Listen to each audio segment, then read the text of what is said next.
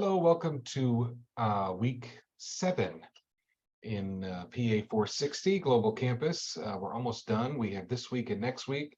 I know near the end there's lots of assignments piling up. Make sure to stay ahead of those. And if you have any questions on the assignments, feel free to email me anytime. So this week we have part 1 is chapter 11, Environmental and Energy Policy. Part 2 is chapter 12, the last chapter for the course, Foreign Policy and Homeland Security. And you have several videos to watch there. You do have a discussion, TED Talk, Why Civilians Suffer More Once a War is Over, by Margaret Bordeaux. And you have your group project 3. This is the final, basically, policy worksheet that you're going to have to do. So let's go through this. As you see, there is chapter 11, and you have the various links as well as the various videos to watch.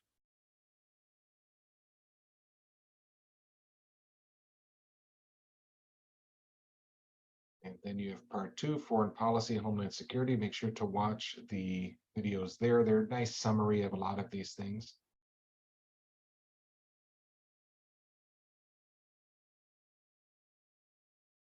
And then you have the TED Talk, just like last time.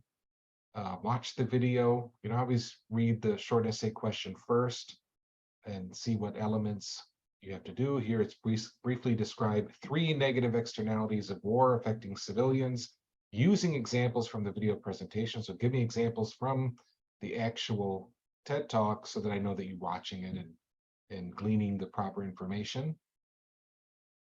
Then once you're done, don't forget to post on someone else's post or comment rather, so you get the maximum points.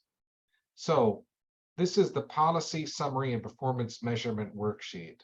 I'm going to open the example. This is the template, and this is the example. We'll go through this. What I want you to make sure and do is look at the comments from all the 2 previous worksheets that I made for your group, and make sure you are addressing those comments before this worksheet. So if there's changes suggested in those, I would say make those changes, especially on this assignment. Go back, read over the comments, and then do this. Otherwise, you may make a lot of mistakes and you may be graded down. So for this example, we've been using the same example. This is based on the Albuquerque There's a Better Way program. And we see the societal problem, chronic homelessness in Imperial County, California, very specific. It writes, it's in Imperial County. You're writing this as if you are Imperial County and you're proposing this policy. And it isn't just homelessness, it's chronic homelessness. So this is more specific. Then you have your stakeholders. There's 9. You can also include here, I did not, but you should include the state of California. They're a stakeholder as they will be regulating many of these programs and have lots of funding through various grants and such. So chronic homeless persons, sometimes we forget the most obvious things. I found that is one of the most common mistakes. So always include the group that you are looking to help, and that's chronic homeless persons in Imperial County. Families of chronic homeless, the Imperial County Health and Human Services Department, police and fire departments in Imperial County. You don't have to list every single municipal police and fire department and the county sheriff and the county fire. You can just group them into one group here just to make all of our lives easier. I do tease out the Imperial County Sheriff Department do tease out the sheriff department, and that's because they are responsible for the jail. So they'll have a little bit different concerns with regard to homeless. Imperial County citizens, businesses, real estate, hospitals and clinics, any group that may have a slightly different perspective on the issue. And then you have your local, state, and national homeless programs, public and private, operating in Imperial County. And this is just a catch-all for probably, 4 to 6 different groups that would be here. You can list them if you wish. The policy alternative, this is a name just I made up for the last assignment, Chronic Homeless Outreach Project, so CHOP. You just can make up something yourself. The summary, 4 different programs, components, and by programs and components, this means outputs. It's a service or product that is being created. And this is implemented by Imperial County, so we're acting as Imperial County, coordinating with other area organizations, cities, nonprofits, public safety, state organizations, etc., and funded by local government, so through the county and participating cities, with also state and federal grant support. This here we have the policy alternative components, and we have a day worker program. If you remember that there's a better way. We have that shelter program, temporary and permanent placement, a health services program, mental and physical health, and substance abuse, and then job skills. So these are the components. So they're producing an output, not an outcome, an output. The market failures, these were the 3, go back, review any comments I made in the previous worksheets. And then the instruments implemented, government management, and then it says which of the programs that it would be, information, education, research, and that's for significant for most all the components, public-private partnerships. So don't just list it, say where this occurs, so then I know you understand the concepts. And market mechanisms, the chronically homeless are incentivized to work rather than panhandle. So that's changing behavior through a financial incentive, so market mechanism. The policy goals, think, 2, 3 maximum that you want to have here, and think obvious. Sometimes, again, the most obvious we leave off. So reduction of the percentage of chronic homeless in Imperial County, California, that's number 1.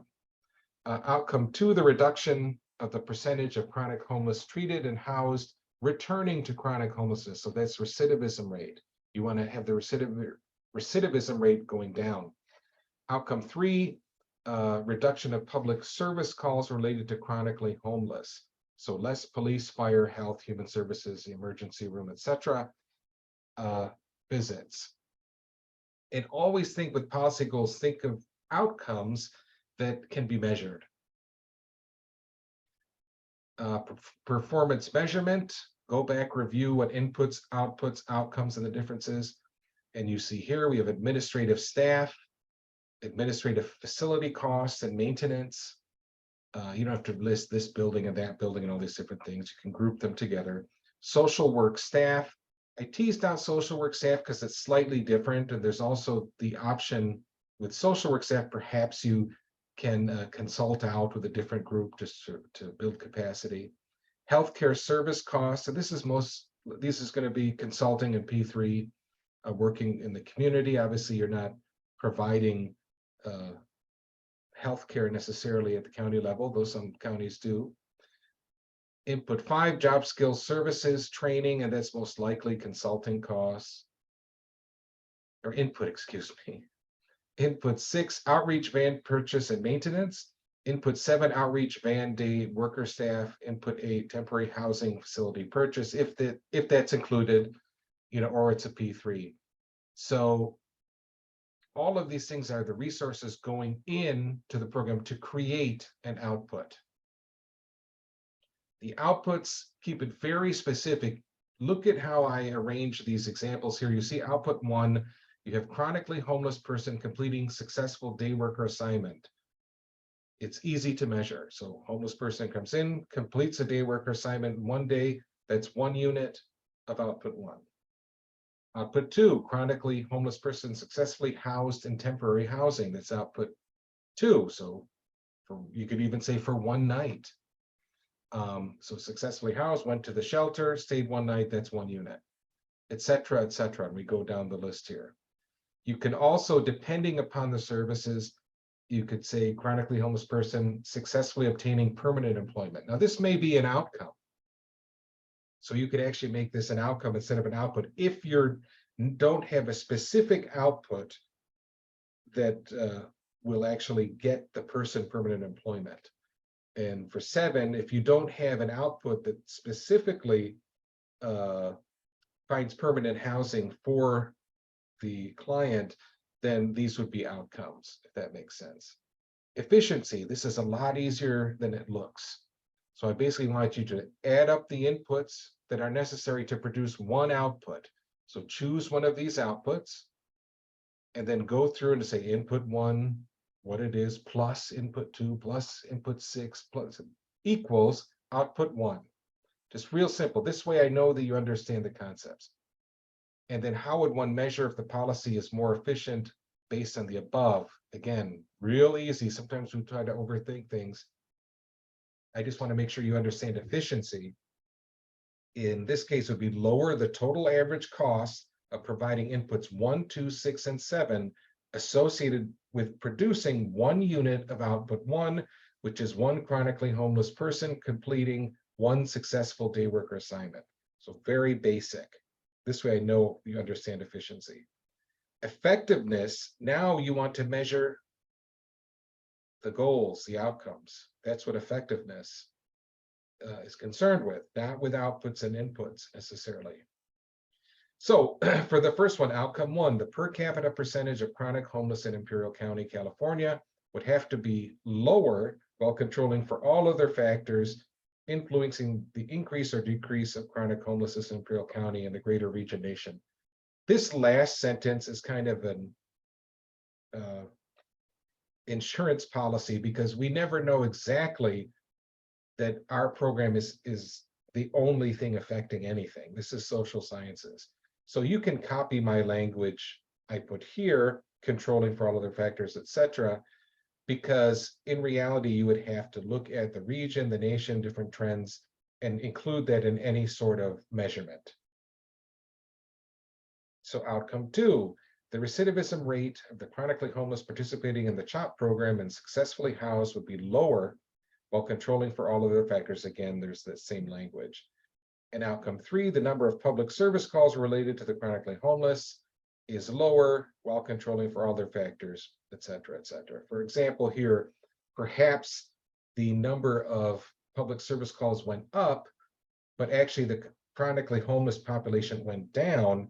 And maybe the reason was not because of the program, but because there was some new, very dangerous fentanyl derivative that was on the street, and therefore the numbers went up for that year. So if you have questions here, just review it, and you can always send me an email and ask me. And this is 6 points. So this, you're looking at your last 2 worksheets, the comments, improving it, paying attention to detail, regurgitating some of it onto here, but improving it based on the comments, and completing that by April 30th. Finally, you have your reading quiz in the final 2 chapters. I know you're so disappointed, no more quizzes.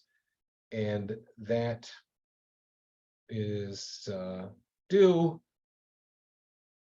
on May 5th, I believe, but it's open till May 6th. And then we're on to Module 8. So if you have any questions, sorry, I'm trying to rush here because I'm a big football fan and the NFL draft is starting momentarily. So forgive me if this seems a bit rushed. But please send me an email, ask me any questions. If you want me to review what you have prior to handing it in, feel free to do that. I'll review it. Just don't send it the night before in a panic. Just give me a few days.